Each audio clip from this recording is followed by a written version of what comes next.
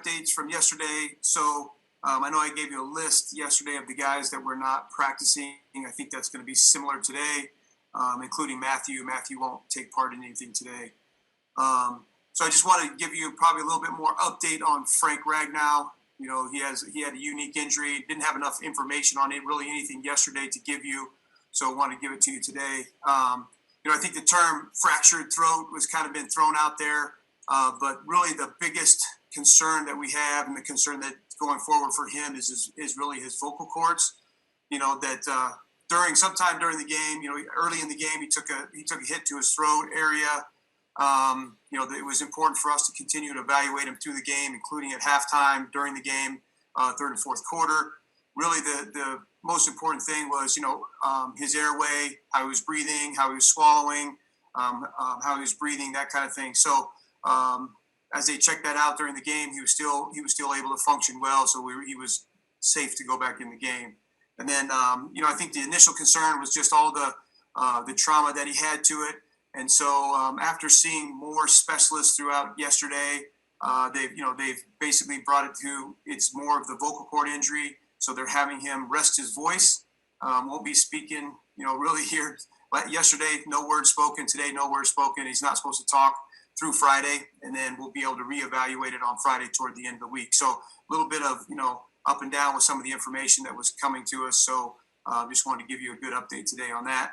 So Friday will be a big day to reassess where he's at and talk again. With that, I'll open up for questions. All right, Tim, start us off.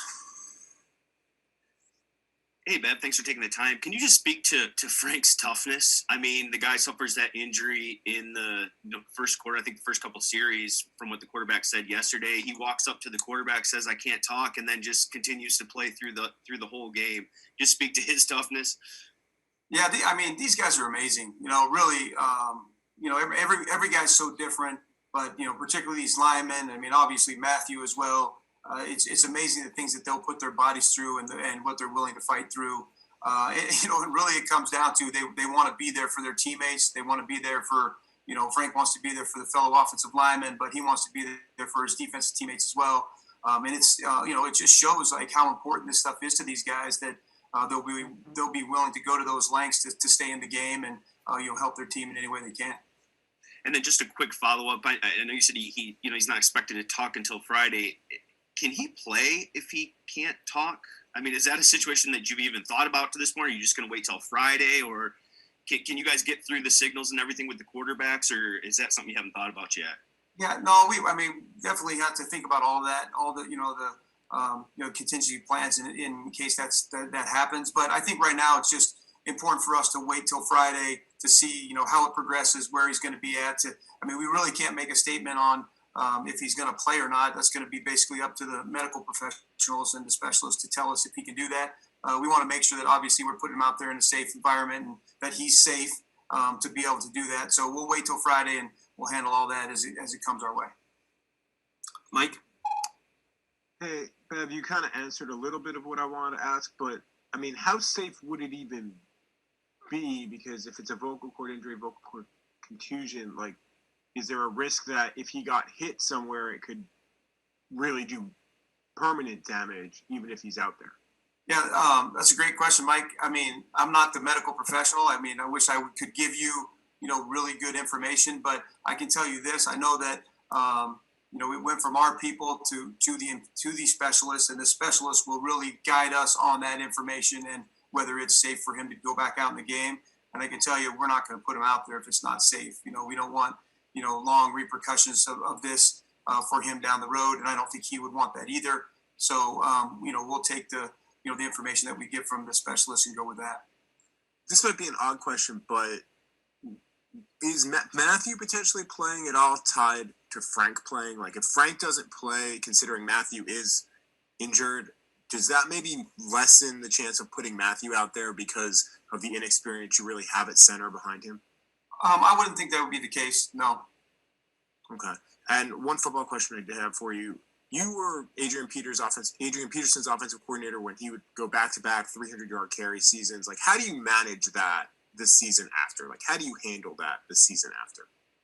Well, I think a guy like Adrian, is a true professional. He always takes care of his body. So that's the important part, really, for the athlete, that he's doing everything that he can to manage his body, to stay in shape, to keep it in that form, to be able to take that pounding. And I mean, as you can see, Adrian's like I've said it before. I've used the word. He's a freak in terms of physical stature and what he can do with his body, particularly at the age that he's playing at, as well as he's playing. Appreciate it. Thank you. Yep. Dave? Hey, Bev, I got one more Ragnow question for you. And I don't know, maybe this is basic, but so how do you communicate with him? Is it text? Is he carrying around like a whiteboard? Do you, sign language? Like, how does this work right now? You can imagine what it's like in here, right, Dave? Everybody's, knows he's not supposed to talk, so they're all trying to get him to say something. So every way he can, he's communicating. But most, shake the head, thumbs up, that kind of stuff. But we have had him write some stuff down, that kind of information, to make sure we're passing back and forth what we need to. Okay. And then, excuse me, with Stafford, I don't know, has there, however severe that injury is, could it be something that shuts him down for the season? I mean, has that been talked about, or will it be talked about, if something happens and you guys fall out of the playoff race? That has not been talked about yet. Okay. That's all I needed. Thank you.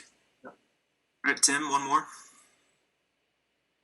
Hey, just your confidence, Bev, if Frank can't go, and just the guys that you have behind him. It was talked about, not a lot of experience, but who would that be, and how much confidence do you have in the guys that would step in there if need be? Yeah, I mean, I have total confidence in the guys that we're preparing to play. And there's, Tim, as you know, there's shifting around that we will do with the offensive line to be able to handle all those five. Just for how we're practicing. I don't want to give all that information away, but very confident with the guys. Always have these contingency plans in mind. At really with the numbers that you have, right? There's only 8 guys that are active for game day, so you have to have all kinds of plans. We lose this guy, who goes here, and we're always communicating, talking about that, and practicing it that way at times. So I'm confident with the plan that we'll have going forward. All right. Thanks, Coach. Thanks, everybody. All right. Thanks. Have a great day. Thanks, Darrell.